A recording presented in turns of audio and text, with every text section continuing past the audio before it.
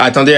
S'il vous plaît, la saison n'a même pas encore commencé. Hier, c'était Frenkie de Jong, aujourd'hui, c'est Baldé. Alejandro Baldé souffre de pubalgie et suit un traitement depuis presque une semaine pour soulager son inconfort à la laine. Ce problème l'a empêché de s'entraîner avec le reste de l'équipe, mais il devrait voyager en Angleterre. Déjà que Baldé, cette saison, il a attendu au tournant, parce que je rappelle que le Barça n'a pas pris Cucurella ni Grimaldo, et pour le coup, quand j'y pense, j'ai envie de jouer la carte de la folie, mais en plus de ça, derrière, on apprend qu'il a une pubalgie. Bien évidemment, il a une pubalgie, mais ça, c'est pas de sa faute. Lamine Yamal a eu également une pubalgie la saison dernière, et on a vu à quel point pour lui ça a été compliqué, donc en soi je lui souhaite un bon rétablissement. Et pour le Barça et la saison qui va commencer dans un mois, c'est assez relou. Surtout que pour le dossier Cancelo, même si normalement c'est sûr à 100% qu'il est censé rester, actuellement on nous dit que Barcelone reste confiant pour conclure l'accord de Joao Cancelo avec les pourparlers qui se poursuivent avec Al Hilal sur Fabrizio Romano, mais jusqu'à preuve du contraire, cette information on l'a déjà entendue il y a 2-3 semaines. Donc j'espère que réellement cet accord avec Al Hilal il pourrait être conclu, comme ça derrière au moins le dossier Cancelo ça sera bouclé, et concernant Baldé, on va espérer que sa pubalgie disparaisse. Même si selon moi je pense qu'on aurait dû aller chercher du coin latéral parce qu'on sait qu'une pubalgie c'est aléatoire, mais la réalité c'est que sur le marché actuellement, il n'y a plus trop d'options. Cucurella c'est mort,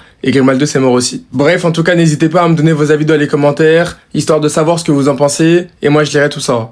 En fait, nous, on vous a fait quoi? Qu'est-ce qu'on vous a fait? Frenkie de Jong qui est blessé et qui sera absent pendant au moins 5-6 mois. Et encore, faut voir s'il va se faire opérer. La saison n'a même pas commencé, Baldé, il a la pubalgie. Baldé sous pubalgie. Regardez juste Nico Williams sous pubalgie. Regardez Palmer sous pubalgie. Regardez même Lamine Yamal sous pubalgie, mais lui encore, c'est un extraterrestre. On sentait qu'il était diminué, mais il arrivait quand même un peu à performer, même s'il n'était pas à 100%. Alors, Baldé sous pubalgie, ça va donner quoi? Baldé souffre d'une pubalgie et suit un traitement depuis près d'une semaine afin de soulager une gêne au niveau de l'aine. Cette blessure l'a empêché de s'entraîner avec le reste du groupe. Il devrait tout de même faire le déplacement en Angleterre. On a loupé Cucurella pour garder Cancelo et surtout garder Baldé. Et là on apprend que Baldé il a une pubalgie.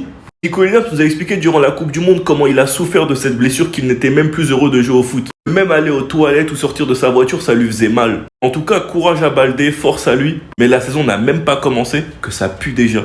Baldé sous pubalgie. C'est un cauchemar, je pense. Enfin bref, sinon vous les gars, vous en pensez quoi? Ramenez-vous sur Snap, on s'ennuie. On a raté Cucurella et Grimaldo. MDR, XPTDR, LOL en fait. Alejandro Baldé souffre de pubalgie et suit un traitement depuis presque une semaine pour soulager son inconfort à l'aine. Ce problème l'a empêché de s'entraîner avec le reste de l'équipe, mais devrait voyager en Angleterre. Heidi, viens ici, on a des choses à se dire toi et moi. C'est pas toi qui m'as promis les sandwichs? C'est pas toi qui m'as dit ouais j'ai appelé mon browser, il m'a dit que c'était carré? Mon gars, ça commence très très mal là. On a loupé ce mec là qui est parti à l'Atlético Madrid, un concurrent direct, parce que le club a fait confiance à Baldé. Et je préfère en rire en fait. Quand je parle de sentimentaux, bah c'est exactement ça les gars. Vu qu'il vient de la Masia, qu'il a déjà fait des bonnes performances au FC Barcelone, on préfère lui faire confiance malgré ses dernières saisons catastrophiques, plutôt qu'aller chercher un vrai latéral de métier qui sait défendre, attaquer. Mais bon, tranquille les gars. Encore une fois, on va me dire que je suis pessimiste. Encore une fois, on va dire ouais, t'es ingrat, etc. Mais au bout d'un moment, en fait, je sais pas, j'ai l'impression qu'on regarde pas les mêmes choses. J'ai l'impression qu'on n'ouvre pas les yeux de la même manière, en fait. Avec son sourire là. Mais tu souris pourquoi, toi, en fait? Dans tous les cas, j'espère qu'il va bien se remettre parce que la pubalgie, c'est vraiment pas marrant et c'est vraiment un frein énorme, surtout quand t'es un grand sportif. Baldé est blessé depuis une semaine. Le club l'utilise pour faire la communication du FC Barcelone avec les nouveaux éléments, mais en réalité, il est blessé. Et en plus, il faut que ça soit une pubalgie. Décidément, voilà, il prend un traitement depuis une semaine. Il s'entraînait pas, même si le club, encore une fois, l'utilisait pour les maillots, etc., etc. Mais il va quand même voyager en Angleterre. Déco.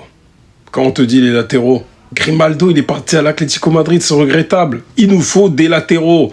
Baldé n'est pas fiable physiquement. Déjà qu'encore une fois, par les sourires, encore une fois, je demande au club, est-ce que, ou même lui sur sa page, est-ce que c'est possible de mettre des vidéos où il s'entraîne au niveau des centres? C'est possible. Parce que moi, j'ai pas oublié, rappelez-vous, on en avait tous parlé, il nous avait feinté un retour avec la story qu'il avait fait sur Instagram en mettant un tigre derrière, machin comme ça, comme quoi il était de retour avant le match retour contre l'Inter, mais il n'était pas là. Baldé, faut faire attention.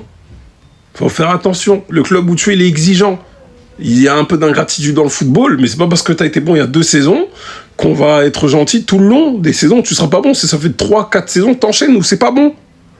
Même si là, vas-y, c'est malheureux pour lui. On parle de blessure, mais bon, le niveau, ça va pas l'aider à retrouver son niveau. Hein. Le Barça, aujourd'hui, joue son premier match de pré-saison. Donc, bien évidemment, ça sera un match amical. Donc, c'est ce soir, 20h. Donc, le Barça entame aujourd'hui sa préparation pour la saison 2026-2027 avec un match amical à huis clos ce soir contre le CE Europa à 20h ce soir. Donc, ce sera un match contre une équipe de division inférieure. Il n'y aura pas de supporters, les gars. Il ne sera même pas télévisé, le match.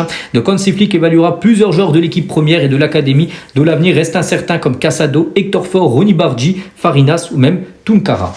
On va parler cette fois-ci de Frenkie de Jong, les gars, parce que le joueur, de nouveau blessé, il a un problème au genou.